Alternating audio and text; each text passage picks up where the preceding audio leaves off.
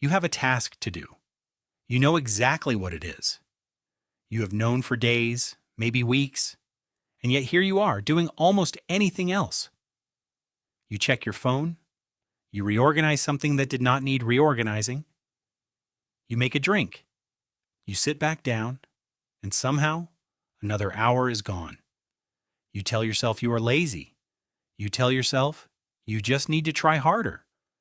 But that explanation has never once made the problem go away, and there is a reason for that. Laziness is not what is happening inside your brain, not even close. What is actually happening is one of the most sophisticated emotional defense systems your brain has ever built. And once you understand it, the way you see yourself changes completely. Let's go back. Not to last week, not to childhood. Go back roughly 2 million years to a version of you that looked slightly different but ran on almost identical hardware. Your ancestor woke up every morning with no guarantee of survival. Every single decision carried real weight.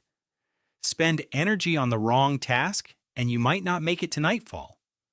The brain that survived was not the brain that worked hardest. It was the brain that calculated risk most efficiently.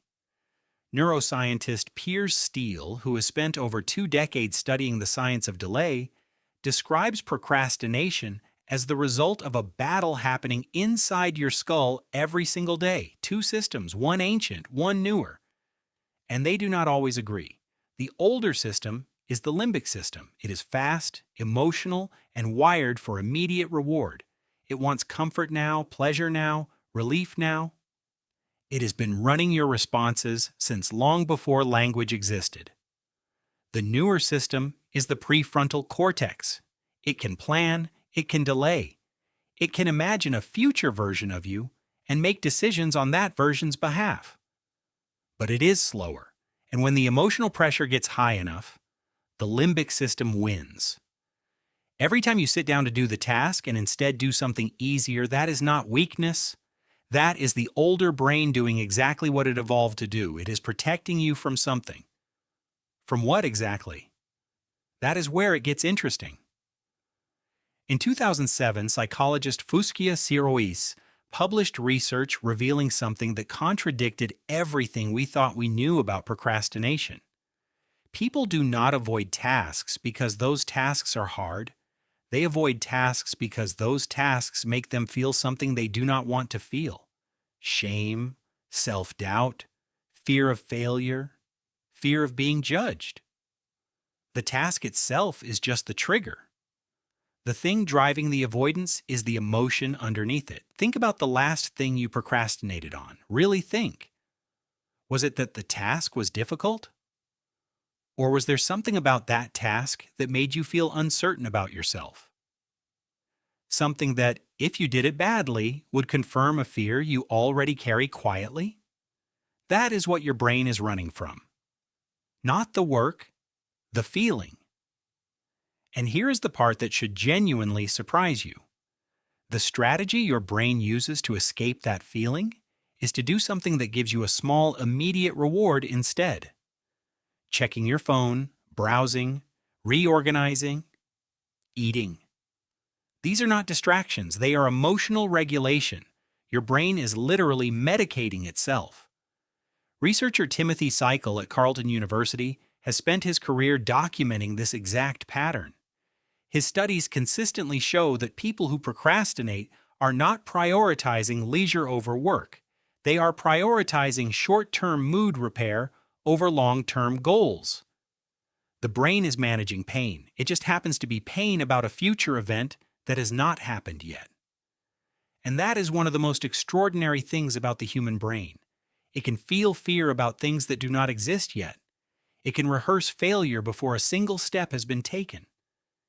It can produce the emotional response of rejection or humiliation in anticipation of something that may never occur. Your ancestor did not have this problem in the same way. If a predator appeared, the fear was real and immediate, and the response was immediate. There was no lying awake dreading the lion that might appear next Tuesday. But your brain runs the same circuitry on abstract threats, a deadline, a difficult conversation, a creative project where someone might say it is not good enough. The threat is not physical, but the emotional response is entirely real, and the limbic system responds to it the same way it would respond to a real danger. Avoid, delay, find something safer to do right now. This is also why willpower alone never solves the problem. Willpower is a prefrontal cortex function, and the prefrontal cortex is already losing the argument. Telling yourself to try harder is like trying to calm a house fire by thinking calm thoughts at it. Psychologist Kelly McGonigal at Stanford University describes willpower as a muscle that fatigues. Every decision you make across a day drains the same cognitive resource. By evening, the tank is nearly empty. This is why procrastination tends to get worse as the day goes on.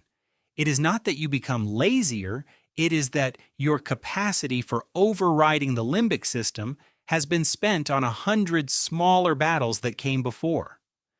Now here is the counterintuitive part. The way out of procrastination is not to feel more motivated. Motivation follows action. It does not precede it. Your brain has reversed the sequence and convinced you that you need to feel ready before you begin. But readiness is a feeling that appears after you start, not before. Research on what is called the Zeigarnik effect, named after Soviet psychologist Bluma Zeigarnik, found that incomplete tasks occupy far more mental space than completed ones. The brain literally holds unfinished business open, creating a low-grade background tension that persists until the task is done. This is why the thing you are avoiding does not leave you alone even when you are doing something else. It is there. It is always there. Beginning the task, even for 2 minutes, even badly, closes that loop slightly. The nervous system relaxes just enough to allow the next step, and then the next. The brain that was screaming to escape the task quiets almost immediately once the task has started. You have felt this. Every time you finally started something you had been avoiding, you noticed within minutes that the dread was gone. Not because the task became easy, but because the threat your brain had been modeling turned out to be smaller than the model. The brain overestimates the pain of starting almost every time. Researcher Daniel Kahneman would call this a failure of affective forecasting, your emotional prediction system producing a worse estimate of the experience than the experience actually delivers. So the task is not the enemy. The anticipation of the task is the projection, the imagined version of what it will feel like to sit down, to try, to possibly fail, to possibly be seen as not good enough. And this brings you back to something that may be uncomfortable to sit with. Most chronic procrastination is not a productivity problem. It is a self-worth problem wearing a productivity mask. The people who procrastinate the most on meaningful work are often the people who care the most about it. Because if you care, it can hurt. If it can hurt, the limbic system categorizes it as a threat, and threats get avoided. The person who does not care produces easily. The person who cares deeply struggles to begin. That asymmetry is one of the cruelest tricks the brain plays on the people most invested in doing something that matters. What changed for the people who broke the pattern? Not motivation, not discipline.